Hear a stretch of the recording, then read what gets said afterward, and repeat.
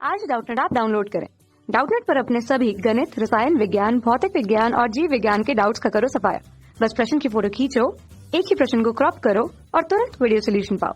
अभी डाउनलोड करें। Hello friends, हमारा क्वेश्चन है दो ब्लॉक जिनका द्रव्यमान 10 किलोग्राम 5 किलोग्राम है एक खुरदरे समतल पर चित्रानुसार रखे हुए हैं। धागा व घिरनी हमारा द्रव्यमान रहित व घर्षण रहित है। 10 किलोग्राम के ब्लॉक व समतल के मध्य घर्षण गुणांक 0.3 जबकि 5 किलोग्राम के ब्लॉक व समतल के मध्य 0.2 है। समय पर निर्भर एक बल F equal to 5t newton 5 kilogram के ब्लॉक पर आरोपित है। t सेकंड में है, g 10 metre per second square है। t equal to 2t naught per 5 kilogram के ब्लॉक का त्वरण होगा। चार ऑप्शन गिवन है, 10 metre per second square, 14 divided by 5 metre per second square, third हमारा 14 divided by 9 metre per second square, fourth हमारा 2 metre per second square. Question को इस फिगर के थ्रू समझते हैं। फिगर हमारा क्वेश्चन गिवन है, ये 10 किलोग्राम का ब्लॉक है और ये 5 किलोग्राम का ब्लॉक है। ओके, और ये दोनों हमारे क्या है, तो अब 5 किलोग्राम के ब्लॉक पे ये 5 का हमारा जो है 5t न्यूटन का बल लग रहा है जो समय के साथ परिवर्ती है। यहाँ पे दोनों घर्षण गुणांक गिवन है। हमें क्या बोला जा रहा है, हमें जो है t equal to 2t not पे हमें क्या निकालना है, हमें जो है इस 5 किलोग्राम ब्लॉक का त्वरण निकालना है। लेकिन इससे पहले हमें ये फाइंड आउट करना पड़ेगा हमारी टी नॉट की कंडीशन क्या होगी। टी नॉट की कंडीशन वह होगी जब हमारे ये ब्लॉक चलना स्टार्ट करेगा। तो ब्लॉक चलना कब स्टार्ट करेगा ये हमें पता है, जब ये हमारा लगने वाला बल जो है, बाहरी बल जो लग रहा है यहाँ पे, इन दोनों के जो है घर्षण बल के अधिकतम मान के जो है के बराबर या उससे ज़्यादा होगा, तभी हमारा यहाँ पे जो है मूवमेंट की कंडीशन आएगी, तभी हमारी गति की अवस्था आएगी। तो वह समय हमारा क्या होगा, वह समय हमारा टी नॉट के बराबर होगा। उसके बाद ही हमारा क्या होगा कि ये जो है चलना प्रारंभ करेगा। ओके, तो हम यहाँ पे टी नॉट सबसे पहले कैलकुलेट करेंगे, और वह कैसे कैलकुलेट करेंगे, हम यहाँ पे गति की जो है कंडीशन अप्लाई करके हम यहाँ पे कैलकुलेट करेंगे। तो हम सबसे पहले यहाँ पे क्या करेंगे, टी नॉट कैलकुलेट करेंगे और यहाँ पे घर्षण बल का अधिकतम मान कैलकुलेट करेंगे। लेकिन उससे पहले हमें ये देखना पड़ेगा कौन कौन सा बल किस डायरेक्शन में लग रहा है और किस तरीके से वर्क कर रहा है। तो यहाँ पे इसके लिए मैंने एक अलग डायग्राम बनाया। तो सबसे पहले यहाँ पे जो है दोनों ब्लॉकों पे जो हमारा ब्लॉक पे जो है लगने वाला भार हमारा जो है इस तरीके से ऊर्ध्वाधर नीचे की तरफ होगा। ओके, सबसे पहले हमारा यहाँ पे जो है भार हमेशा कहाँ लगता है, ऊर्ध्वाधर नीचे की तरफ लगता है। ओके, अब इसको बैलेंस करने के लिए हमारा सतह के द्वारा क्या लगता है, यहाँ पे हमारा जो है इस तरीके से यहाँ पे हमारा क्या लगता है, ये अविलंब प्रतिक्रिया बल लगता है। ओके, अब हमने यहाँ पे ये हमारा क्या हो जाएगा, ये वाला फोर्स हमारा 10G के बराबर हो जाएगा, ये वाला फोर्स हमारा mg होता है तो 5G के बराबर हो जाएगा। इसको हम अविलंब प्रतिक्रिया बल को N5 बोल देते हैं और इसको हम क्या बोल देते हैं, N10 बोल देते हैं। ओके, अब ये F का बल लग रहा है, तो हमारा ये ब्लॉक इस दिशा में गति करने की टेंडेंसी रखेगा। तो इसको अपोज करने के लिए हमारा क्या लगेगा, घर्षण बल हमारा इस डायरेक्शन में लगेगा, इसको FS1 बोल दे रहे हैं। ये भी ब्लॉक इस दिशा में गति करने की टेंडेंसी रखेगा, तो घर्षण बल हमारा गति के विरोध के लिए इस डायरेक्शन में लगेगा, इसको FS2 बोल दे रहे हैं। ओके, अब ये जब F हमारा यहाँ पे लग रहा है, तो ये ब्लॉक क्या करेगा, डोरी में तनाव बल उत्पन्न करेगा जो कि इस डायरेक्शन में लगेगा। तो ये घिरनी में क्या करेगी, इसमें तनाव उत्पन्न करेगी जो इस डायरेक्शन में। दोनों को अगर हम यहाँ पे T मान लें और ये भी T हो जाएगा।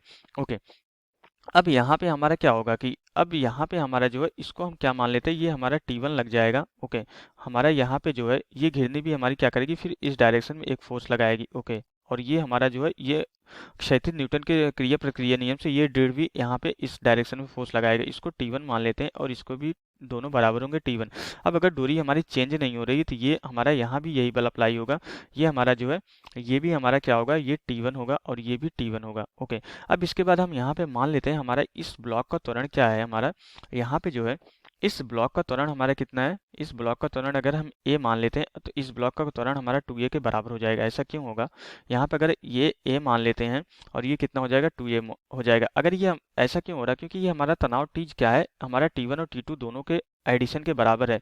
तो यहाँ पे T जो है हमारा 2T1 के बराबर है, जबकि यहाँ पे इस ब्लॉक पे सिर्फ और सिर्फ T1 फोर्स अप्लाई हो रहा है। ये हमारा जो तनाव T है ये दो बराबर भागों में डिवाइड हो चुका है। अगर हमारा यहाँ पे आधा ही जा रहा है, इसका T का हमारा आधा पार्ट ही इसकी गति के लिए अप्लाई हो रहा है, तो हमारा इसका त्वरण कितना हो जाएगा, 2a के बराबर हो जाएगा। और ये a होगा कि क्योंकि हमारे ये दोनों एक साथ यहाँ पे गति करेंगे। ओके, अब इसके बाद हमारा क्या हो जाएगा, ये हमारा त्वरण a हो गया, ये 2a हो गया था, हमें यही a की वैल्यू कैलकुलेट करनी है। तो कैसे कैलकुलेट करेंगे, हम यहाँ पे सबसे पहले फाइंड आउट करेंगे टी नॉट की वैल्यू। कैसे, ये हमारा लगने वाला f जो है हमारा t और FS1 इन दोनों के हमारे क्या होना चाहिए, ये हमारा जो है इन दोनों के जो है एडिशन के बराबर होना चाहिए। ओके, तो यहाँ से अगर हम यहाँ पे फोर्स बैलेंस की इक्वेशन लगाए न्यूटन के न्यूटन के नियम के अकॉर्डिंग हमारा क्या हो जाएगा, ये अगर हमारी इसकी गति की अवस्था आनी है तो हमारा जो ये लगने वाला F बल है ये greater than or equal to होना चाहिए हमारा किसके, Fs1 प्लस हमारा t के बराबर होना चाहिए। इसको समीकरण 1 मान लेते हैं और हमारा ये t क्या होना चाहिए, 2t1 के बराबर होना चाहिए। ओके, ये t हमारा जो है greater than or equal to 2t1 के बराबर होना चाहिए और ये t1 हमारा greater than or equal to Fs2 के बराबर होना चाहिए। यहाँ पे ये Fs1 हमारा मैक्सिमम अधिकतम मान की बात की जा रही है और हमारे ये जो है T1 किसके बराबर होना चाहिए, greater than or equal to हमारा Fs2 के बराबर होना चाहिए। इसको समीकरण 2 मान लेते हैं और इसको हम समीकरण 3 मान लेते हैं। तो यहाँ पे अगर हम देखें कंडीशन अगर अप्लाई करें हमारा T1 T हमारा किसके बराबर 2T1। अब यहाँ पे हम T1 की वैल्यू ले जाके पुट कर दे तो हमारा T greater than or equal to हमारा कितना हो जाएगा, 2Fs2 के बराबर हो जाएगा। मीन्स हमारा यहाँ पे F कितना हो जाएगा, अब यहाँ पे जो है इस T की वैल्यू यहाँ पे ले जाके पुट कर दें तो ये हमारा लगने वाला बाहरी बल F greater than or equal to हमारा कितना हो जाएगा, ये Fs1 प्लस हमारा 2Fs2 के बराबर होना चाहिए। तो हमारी गति की अवस्था कब होगी, जब हमारा F greater than or equal to यहाँ पे जो है Fs1 के अधिकतम मान के बराबर हो प्लस हमारा जो है यहाँ पे 2 इंटू हमारा जो है Fs2 के अधिकतम मान के बराबर। तो हमारा क्या होगा कि जब लगाया गया बल जो है इन दोनों के अधिकतम मान से ज़्यादा होगा उसी कंडीशन हमारा क्या करेगा, ब्लॉक गति करेगा। तो यहाँ पे हमारा ये क्या लग रहा है, ये हमारा 5t के बराबर लग रहा है। तो जब गति करने की जस्ट टेंडेंसी होगी तो उस कंडीशन हम t को t0 ले सकते हैं। तो ये हमारा कितना हो जाएगा, 5t0 कितना हो जाएगा, greater than or equal to हमारा अधिकतम बल क्या हो जाएगा, म्यू इंटू एन S1 हमारा 5 किलोग्राम ब्लॉक पे लग रहा था, हमारा क्या हो जाएगा, ये 0.2 इंटू हमारा N5 के बराबर हो जाएगा क्योंकि हमारा अधिकतम बल क्या होता है, म्यू इंटू अवलंब प्रतिक्रिया बल के बराबर होता है। तो यहाँ पे N5 हमारा 5G के बराबर होगा, ये हमारा N5 इक्वल टू हमारा 5G के बराबर होगा और यहाँ पे N10 इक्वल टू हमारा जो है 10G के बराबर होगा। तो हमारा यहाँ पे ये Fs1 का अधिकतम मान क्या हो जाएगा, म्यू इंटू हमारा N5 के बराबर होगा, मीन्स 0.2 इंटू 5 के बराबर होगा। ओके, 5G के बराबर होगा, 5 के नहीं 5G के बराबर होगा, 0.2 इंटू हमारा 5 इंटू 10 के बराबर हो जाएगा प्लस हमारा 2 इंटू इसी तरीके से हमारा क्या होगा, म्यू इंटू हमारा जो है दूसरे वाले अवलंब प्रतिक्रिया बल कितना है हमारा 10G के बराबर हो जाएगा। ओके, अब यहाँ पे हमारा क्या हो जाएगा, ये 5t0 हमारा यहाँ से कितना कैलकुलेट हो जाता है, यहाँ से कैलकुलेट हो जाता है हमारा यहाँ पे ये 10 हो जाएगा प्लस हमारा यहाँ पे ये कितना हो जाएगी 30 इंटू 10 हमारा 60 के बराबर हो जाएगा। तो ये हमारा कितना आ जाएगा, यहाँ से t0 greater than or equal to t0 greater than or equal to हमारा कितना हो जाएगा, ये जो हमारा जो है कितना आ जाएगा 14 के बराबर आ जाएगा। यहाँ से हमारी t0 की वैल्यू 14 सेकंड आ गई। अब इसके बाद हम क्या करेंगे, यहाँ पे दोनों ब्लॉक के लिए जो है न्यूटन की गति का समीकरण लिखेंगे। हम यहाँ पे परिणामी बल को m इंटू ए के बराबर करेंगे और यहाँ के परिणामी बल को m इंटू टू ए के बराबर करेंगे। ओके, तो सबसे पहले अगर हम 5 किलोग्राम ब्लॉक के लिए अगर हम गति का समीकरण लिखना चाहें तो किस तरीके से लिखेंगे, सबसे पहले हम यहाँ पे 5 किलोग्राम ब्लॉक के लिए लिख रहे हैं। ये क्या हो जाएगा हमारा एफ हमारा क्या है 5 इंटू 2t0 के बराबर है। तो 5 इंटू 2t0 माइनस हमारा कितना हो जाएगा, या तो अभी हम इसको एफ ही मान के चल रहे हैं। ओके, यहाँ पे इसको हम अभी एफ ही मान के चल रहे हैं। तो एफ माइनस हमारा क्या हो जाएगा, एफ माइनस टी माइनस हमारा कितना है, एफ माइनस टी माइनस हमारा जो है Fs1 इक्वल टू हमारा जो है 5 इंटू ए के बराबर हो जाएगा। ओके, और हमारा दूसरा जो समीकरण बनेगा, दूसरा हमारा क्या है T1।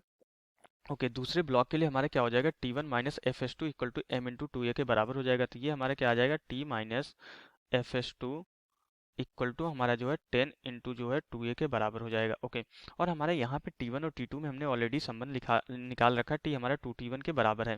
तो यहाँ से अगर हम T1 की वैल्यू कैलकुलेट करें तो कितना आ जाएगा, T1 इक्वल टू हमारा कितना आ जाएगा 20a प्लस हमारा Fs2 कितना हम ऑलरेडी कैलकुलेट कर रखे 30 न्यूटन के बराबर है। तो यहाँ से अगर हम 2T1 कैलकुलेट करना चाहें तो कितना हो जाएगा, 2T1 इक्वल टू हमारा जो है 40a प्लस हमारा जो है 60 के बराबर हो जाएगा। अब यहाँ पे हम इस इक्वेशन को फॉलो करते हैं। यहाँ पे f माइनस टी की जगह हम 2T1 लिख सकते हैं।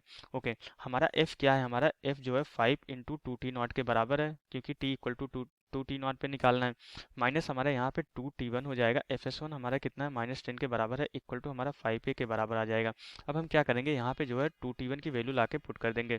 ये हमारा कितना हो जाएगा, 5 इंटू 2 हमारा कितना हो जाएगा 10 के बराबर हो जाएगा और T0 हमारा कितना है 14 के बराबर है। माइनस हमारा जो है यहाँ से जो है 2T1 की वैल्यू अगर ला के पुट करें तो ये माइनस 40 हमारा कितना हो जाएगा, ये माइनस 40a फिर माइनस 60 माइनस 10 इक्वल टू हमारा 5a के बराबर हो जाएगी। ये हमारा हो जाएगा यहाँ पे, इसको सरल करेंगे तो 140 माइनस जो है 70 इक्वल टू हमारा 45a के बराबर हो जाएगा। अब हम यहाँ पे क्या करेंगे, ये 45a इक्वल टू हमारा कितना हो जाएगा, 70 के बराबर हो जाएगा। तो इसको जब सरल करते हैं तो a इक्वल टू हमारा कितना हो जाएगा, 70 डिवाइडेड बाई 45 हो जाएगा। तो यहाँ से जब इसको हम सरल करते हैं तो जो a की वैल्यू कैलकुलेट हो जाती है, कितनी आ जाती है हमारी, a इक्वल टू यहाँ पे आ जाता है a equal to 14 divided by 9 metre per second square के बराबर आ जाता है। तो यही हमारा क्या हो जाएगा, यही हमारा आंसर हो जाएगा। तो हमारा 5 किलोग्राम ब्लॉक का जो त्वरण कैलकुलेट होकर आया, कितना आया, 14 divided by 9 metre per second square के बराबर। ये हमारा आंसर हो जाएगा equal to 14 divided by 9 metre per second square. अब अगर हम यहाँ पे चारों ऑप्शन को चेक करते हैं तो हमारा कौन सा ऑप्शन यहाँ पे करेक्ट हो जाएगा, तो जो हमारे यहाँ पे थर्ड ऑप्शन है ये हमारा राइट आंसर हो जाएगा। तो यहाँ से हमारा क्वेश्चन कंप्लीट हो जाता है। Okay, thank you. कक्षा 6वीं से 12वीं से लेकर नीट, IIT, JEE वो एडवांस के लेवल तक 1 करोड़ से ज्यादा छात्रों का भरोसा। आज ही डाउनलोड करें डाउटनेट ऐप या व्हाट्सएप करें अपने सारे डाउट्स 8400 400 400 पर।